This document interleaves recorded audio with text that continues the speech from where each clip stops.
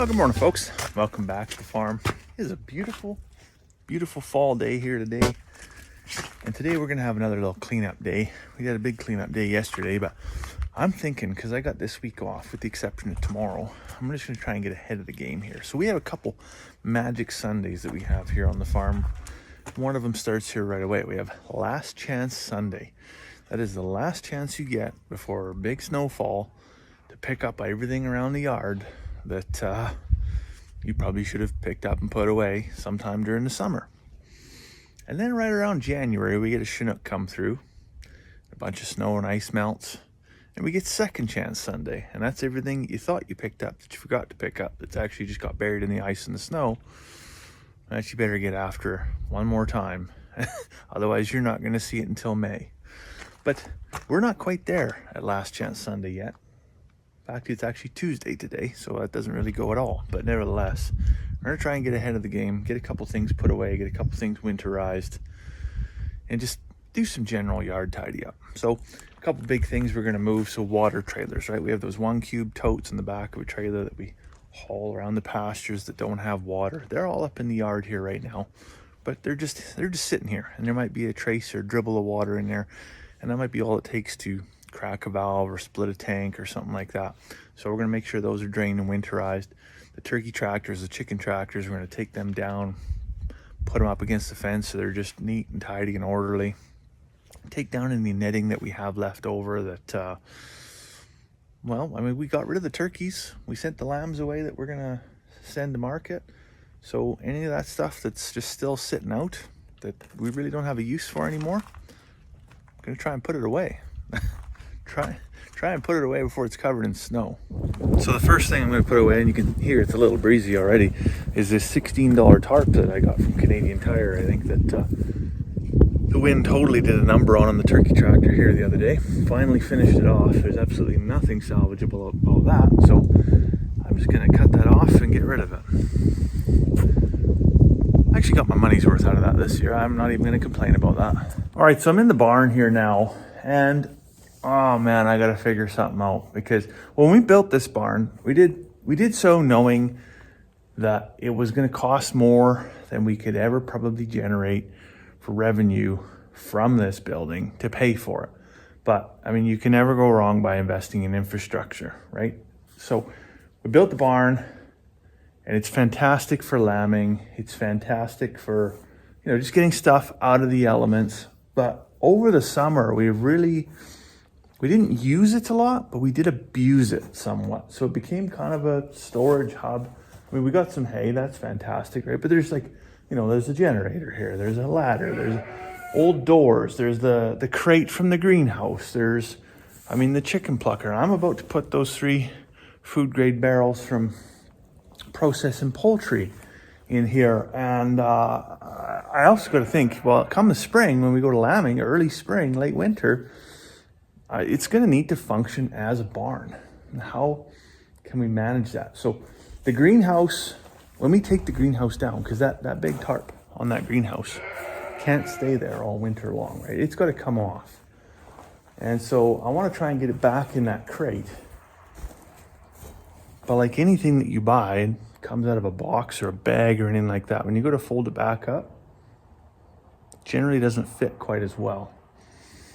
So all the hardware, all the metal, the posts, the poles, all that is going to stay up. It's just the tarp that needs to get folded up and put back in this crate. But it can't sit here because it's tying up floor space.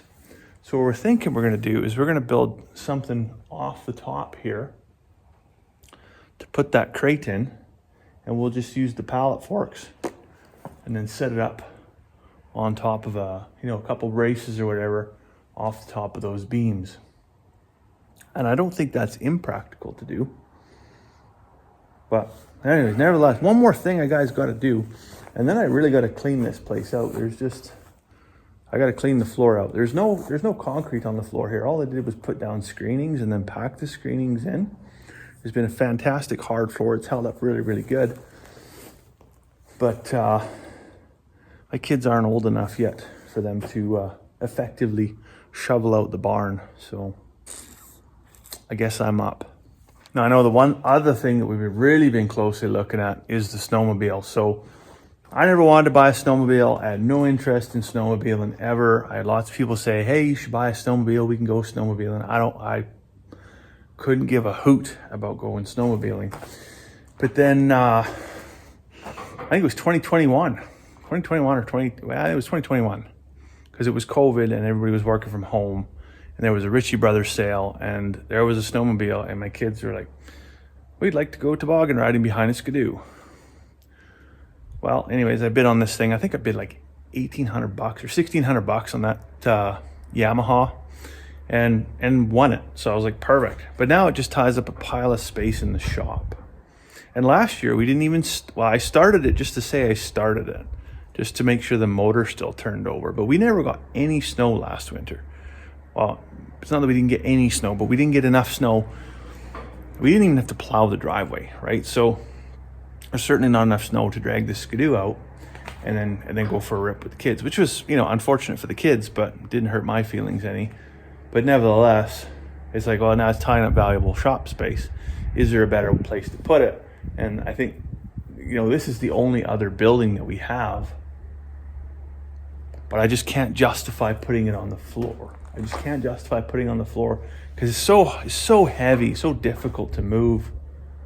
So I don't know if anybody else keeps their snowmobile in an outbuilding that doesn't have a nice concrete floor and it's spools around on dollies or something like that.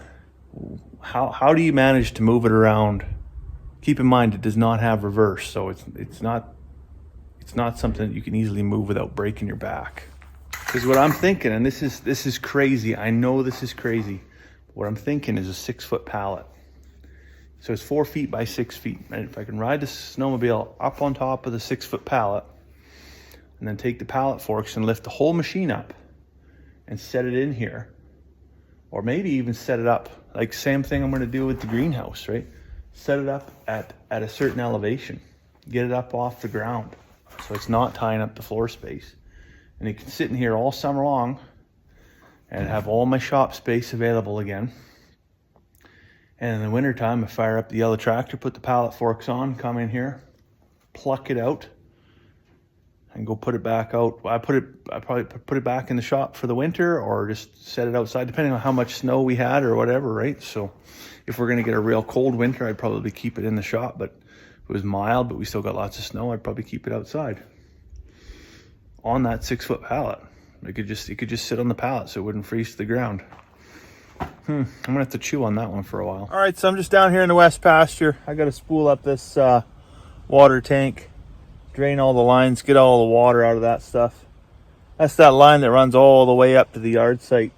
So it's got a heck of a long run. About $1,000 worth of plastic line.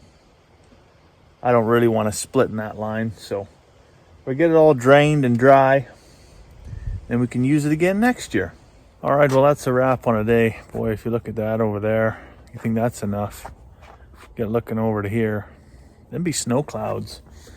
I don't know if we're going to get that tonight or if that's going to come tomorrow or just when it's going to come, but I'm thinking what's green is about to be a different color. So on that note, I'm going to go get my long johns on. So I'll let you go for now. Hope you're having a fantastic evening. We'll see you tomorrow.